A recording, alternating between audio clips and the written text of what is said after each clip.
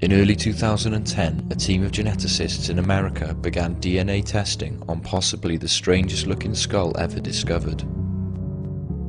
Whilst trying to recover its nuclear DNA and matching it against the National Institute of Health database, they found a significant number of coherent base pairs that have never been seen before. This was an historic moment for science, as it proved beyond all reasonable doubt that part of the skull's DNA is not human.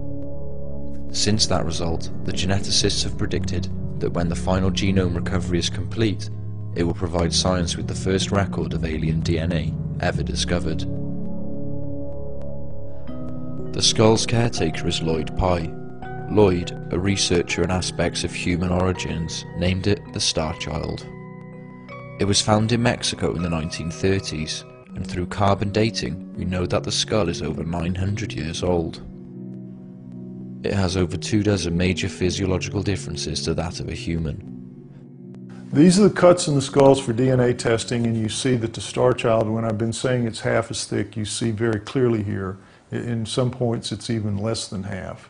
And this is, in the skull. So, there's just no exaggeration there. There's a complete difference in the bone throughout. Uniformly, it's different.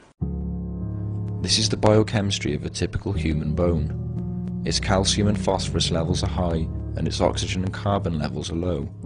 But with the Starchild it's quite different. The phosphorus is down and the carbon and oxygen are up, indicating its biochemistry is more like tooth enamel than regular bone.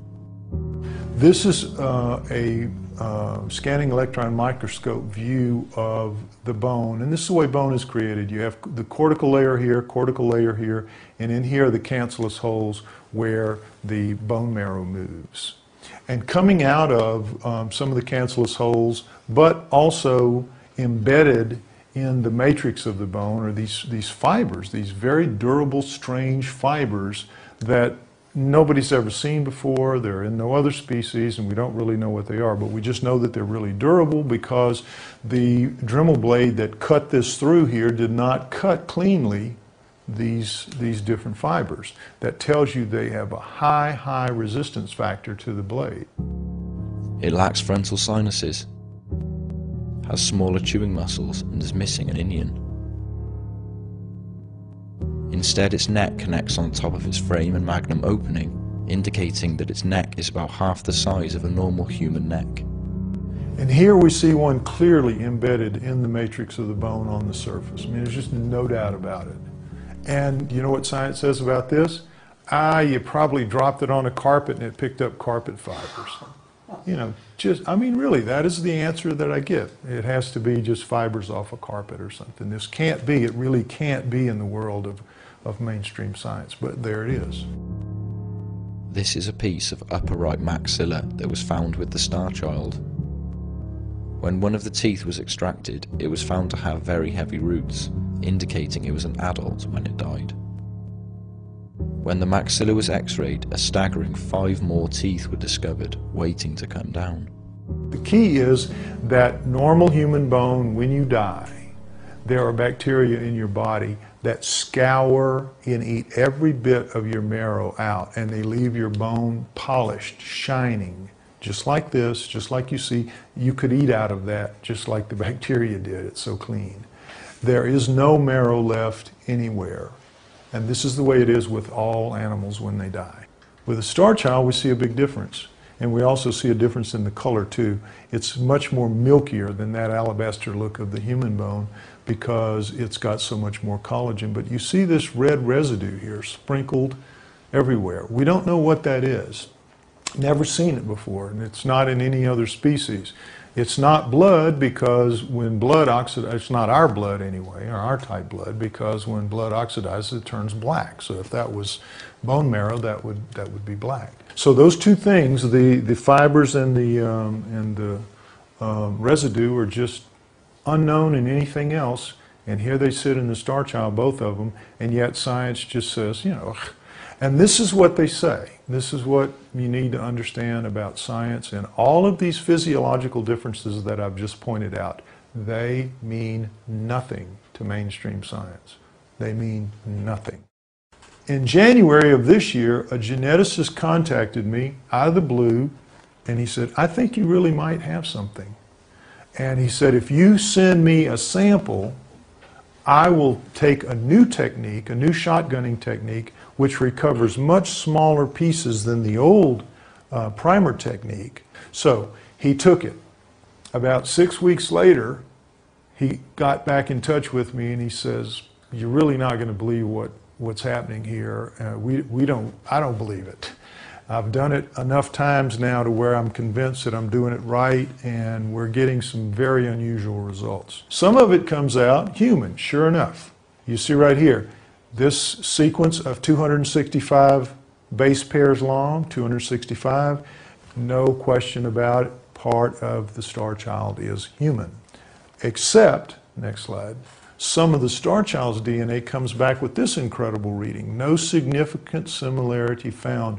342 base pairs long. It's a coherent base pair sequence not found in the NIH database. I said, well, what's the answer? And he says, well, it could be, and here's where we go off the deep end, it could be that it's an alien, entirely an alien, born to a human mother. And I said, what? How would that happen? How would you get a pure alien born to a human mother? So he made up a slide for me and sent it to me. And he said, now understand, this is happening today. This is happening today. If a human female has mitochondrial disease, which means that her mitochondria are bad and are going to produce very, very flawed and dead children for the most part. If it's found out that she has that and she wants to have a child with her mate, her husband, what they can do is they can take her package, put it in a dish, you've heard about this, and mix it with her husband's sperm and create a zygote with her chromosome package and her husband's chromosome package. Then they take an egg, a good egg from a third party, a woman, take that woman's chromosomal package out, put the zygote in, put that egg in the first woman, and she will have a baby that will be her and her husband's genes, but it will have the mitochondria of the third woman.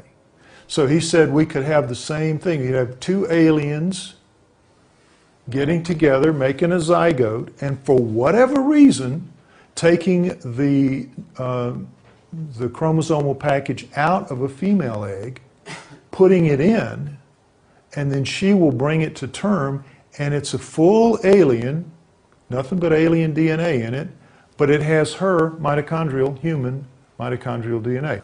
Now, why? Why would they do that? We don't have any idea.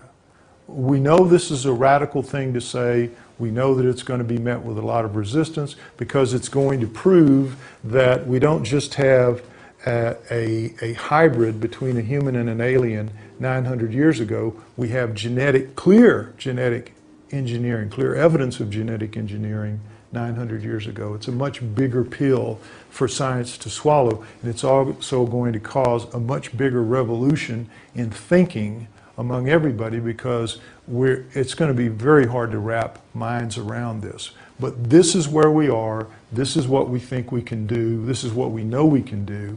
We're now in the process of trying to get the money to start the process of sequencing the whole genome, because when you sequence the genome, at the end of that period, it's only about 3 to 4 months. From the time you start, 3 to 4 months, you have an answer. And you have a general idea of what that percentage is going to be, whether it's 15%, 20%, whatever.